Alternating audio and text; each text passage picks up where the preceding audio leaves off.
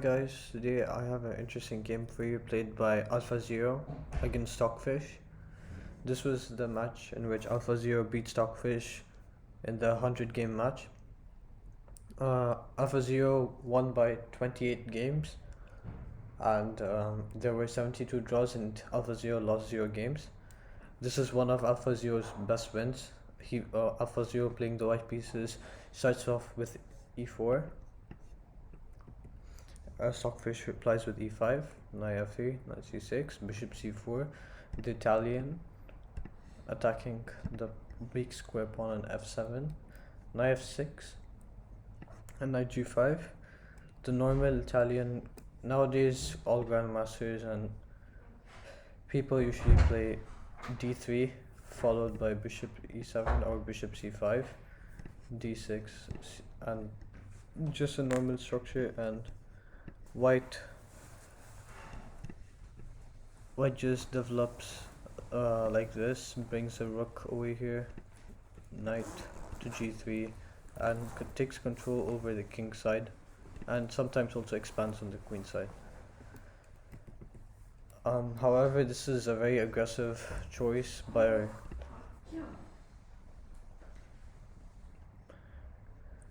AlphaZero. He decides to go for the f7 pawn, as you can see. So over here, the only liable option is to play d5, stopping one of the pieces attack on f7. Here's AlphaZero plays e takes, and Stockfish plays a move which isn't played these days that often, knight takes d5. Usually we see knight a5, and this position is very common. Well, here taking and also dropping to bishop d3, these are two popular moves. After castling, we play some recastle and probably like h6, knight e4, knight e5, and the position continues. So knight g3, and the idea is basically, if we didn't go knight g3, some f5, e4 was the idea, but so we prevent that. And like knight b4 attacking the bishop, and we have b3 bringing the bishop here. It's a very double-edged position. I think black actually has the advantage, though he's pawn down.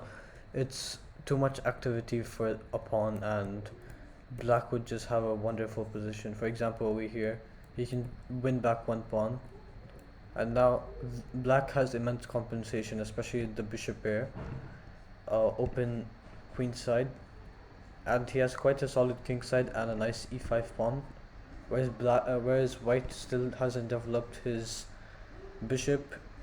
His queen is out and his rooks aren't connected, so it's gonna take at least like 2 to 3 moves for white to complete his development, and black can initiate an attack soon. So this was a more expected outcome, or more expected move. However,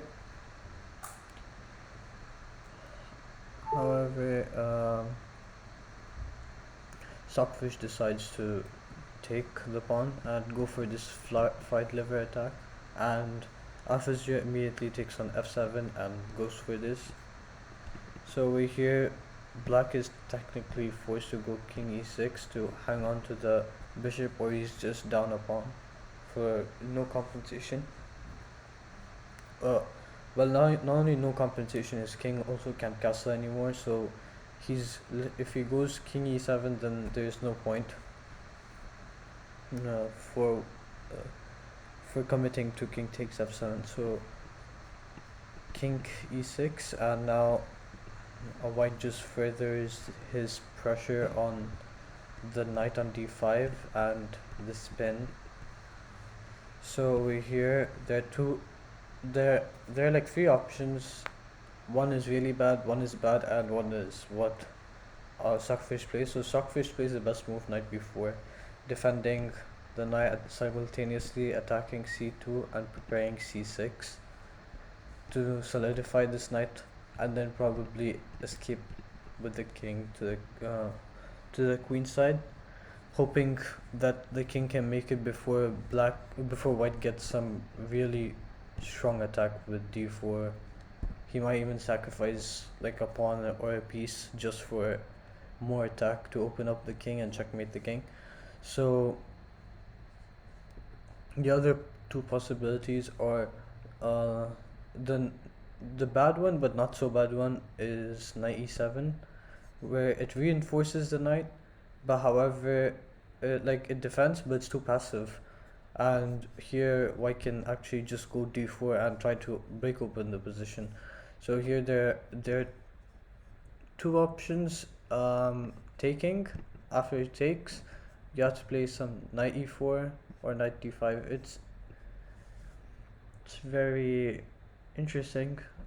Bishop g5 is also a move to ponder upon, because after you take, actually queenside castling is very interesting here, with so much pressure, so many pins, and the king's just open here. So it's, and actually here you can just play king b1, or you can even take. In fact, there is no check, so king b1 is playable, taking is playable, but the knight's very bad also, and here you can just probably just get the rook onto the king, sorry, check the king, keep the king in trouble, and here just bishop takes d5 should be great. And yeah, this is crushing. Oh, 1 second. Yeah, so here taking on d5 is also playable, after which, well, takes and king takes, check, king c7 and queen c4. It should be, though black has two bishops and a rook for a queen, the queen's very active in this position, or else if the bishops were active, definitely black is winning here. Okay, and also white has like an extra pawn, but it's not so much. I think actually black should be better, but just because of his king's position here, it compromises his entire position. Since his king isn't safe, there's like no point, because you just keep getting attacked, mating threats, and soon you might have to even give up one of the bishops just to keep making alive, and yeah, and then it's easy for white to convert. So here, so d4 is a very dangerous line, and the really bad move obviously is knight d4. Okay, you're forking, and you can just play bishop takes d5 here, and you're attacking the king. Here king d6 is kind of forced, after which you play queen g3. If this happens, d4, and your king is again stuck in the center. Too many problems here.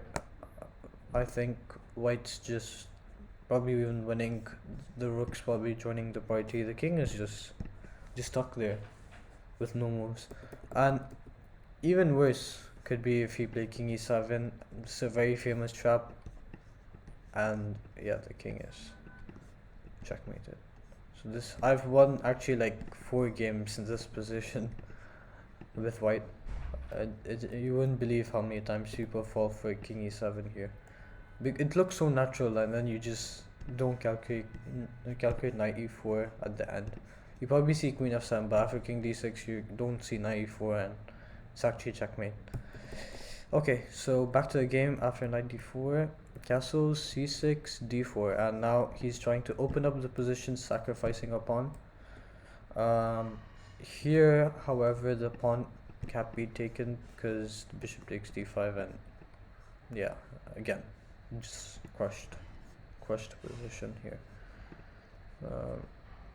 Which you can just play here, in fact, and play some queen d5 then.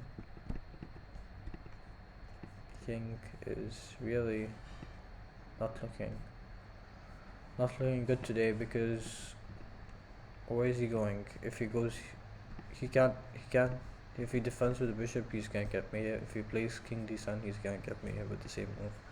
Queen e6 is just really crushing. So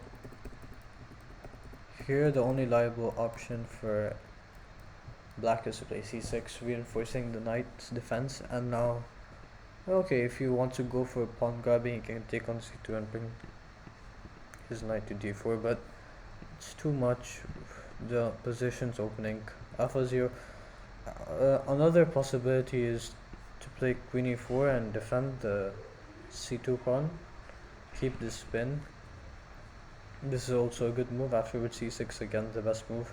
And then here I think a3 takes and king f7. Well, this is somewhat theoretical position, and basically black sacrifices his piece back so that he can bring his king to safety.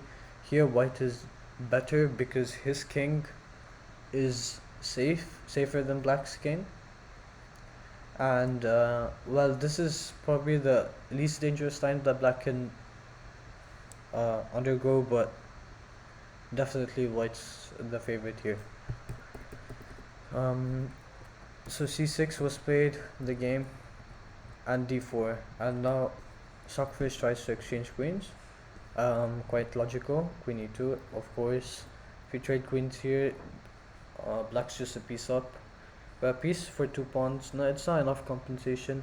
And if he trades, especially over here, probably like this pawn's gonna be traded too, and there's no hope for white after that. So he's gonna play queen e2, and yeah, now he has two pawns for, yeah, he has 2 pawns for the piece. And now white isn't doing that bad. He's actually probably having really strong initiative because of the open files, the bad king on d7, and some future attack with f4. So here he decides to take, and well, knight takes c2. You guys already see it. Like bishop d3 is already looking bad, but probably just takes first. And now we can just drop it to d3, and we're just hurting everything. So knight c2 is out of question over here. So Stockfish just takes on c3. Again, knight c2 is very false for bishop d3. Simple move to find. And now knight d5, and still bishop d3. Attack the queen. And now future plans of some kingside march, trying to actually close the king side, make sure that black doesn't have any way of expanding, and try to put black in a zugzwang, so he has to give black a piece, and white would just be 2 pawns up. So this is his plan. Bishop g5, making active moves, finishing his development. And now of course, bishop e7 is very logical, as black's trying to trade pieces here, and white's trying to just maintain his position and try to generally improve, whereas black's making pointless pawn moves which isn't actually benefiting him, whereas white is actually making progress with each move. As you can see now, the king is just boxed over there. The bishop and the queen battery is dominating. This knight is very funny over here. Where can it go? Like, all the squares are taken, and well, he can only move around the pawns and the bishops, and probably the rook to like h6 or rook to a7 or something. There isn't a lot of concrete moves for black, unfortunately, in this position. So here he plays h3, stopping the unnecessary. He doesn't want to unnecessarily allow h3 with by black. which could probably result in some complications. He just wanted to, okay, stop the pawn from gaining further space on the king side, because that's his strength point right now with these two passers. Hold on 1 second. Okay, so here, black plays queen e8, basically just trying to probably bring the rook, trying to make some moves which don't have. He's trying to make like good moves, but they don't have much of meaning in this position. Especially like bishop d4 makes a lot of sense. It's also like natural from a human's perspective, as he's trying to just play c3 and kick the bishop away and have a dominating bishop in an outpost square like this. So here he just Stockfish finally cracked here and played g6. Here he could have played probably like rook f8 and just keep just moving around pieces, but after c3 just the position just doesn't look that right anymore. It hasn't looked right for quite a few moves, but this is just nasty. Slowly but surely black is gonna get squeezed here with white's two really strong central pawns. um, I think Stockfish just wanted to sack this pawn so he could get the e6 square for his knight, so that his knight can actually participate in the game for once. And Stockfish here um, is actually he only has a piece for 3 pawns, so actually AlphaZero is not losing anymore. He has enough compensation by just like material wise, and possession wise obviously he's dominating here. So here Stockfish plays c5 trying to close this battery. Now I want you guys to pause the video and find AlphaZero's next move. Okay, I'll give you 5 seconds. Okay, AlphaZero plays queen to f7. Quite a surprising move, as he's piece down and he has only he has 3 pawns, but it's quite difficult to play piece down even if you have some pawns compensation when there's 2 rooks and around 3 minor pieces on board for your opponent. So trading queens is a very bold move, and AlphaZero is, I'm pretty sure, has calculated all the variations, and he usually does this. Like he would AlphaZero would sacrifice multiple pieces or pawns, and then later on he would just trade queens and crush in the endgame. So let's see how AlphaZero converts this. So Stockfish plays bishop c3, attacking the e5 pawn. Here bishop f5, just putting pressure on the e6 square, and now rook a6.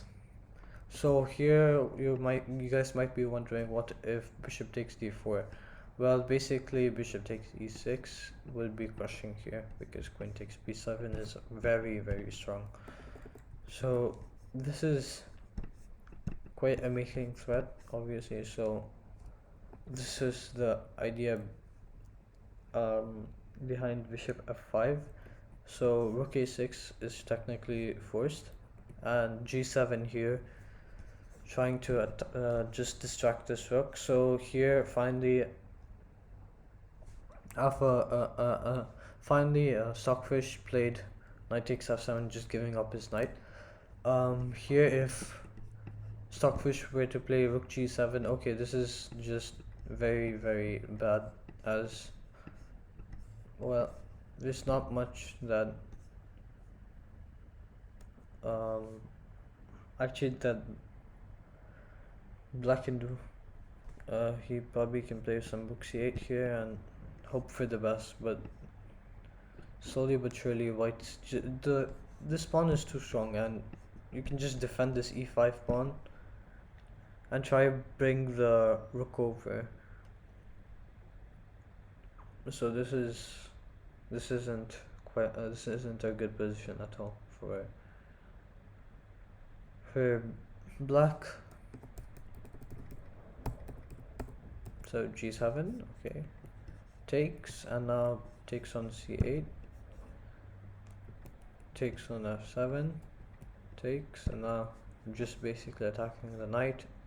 This would be an even trade, and okay, takes, but yeah, we can just take on b7, and now here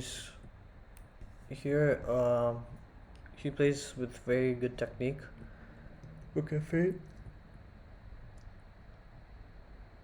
rook f7, and now just cutting the king, restricting, and if you take on c4, just the idea is just probably to play rook f4 and go for this endgame where they're two connected passers, and the king's cut. It's very, very bad for black here. Okay, so instead he plays rook d6, now rook a7. The idea is just mate, or exchange rooks at least over here, and that would still be winning for white. So soon rook g4 is very strong, now threatening the exchange, and now white just picks a pawn, and he's gonna go for the a5 pawn, and this is already winning now. Very good technique from AlphaZero. Stockfish barely holding on, and after rook d5, Stockfish resigned. It's just too many pawns, 4 pawns. It's completely winning now. There's nothing that he can do, even with the 2 rooks, because AlphaZero is gonna have nearly perfect technique. It's gonna easily convert this game. So hope you guys enjoyed. See you next time.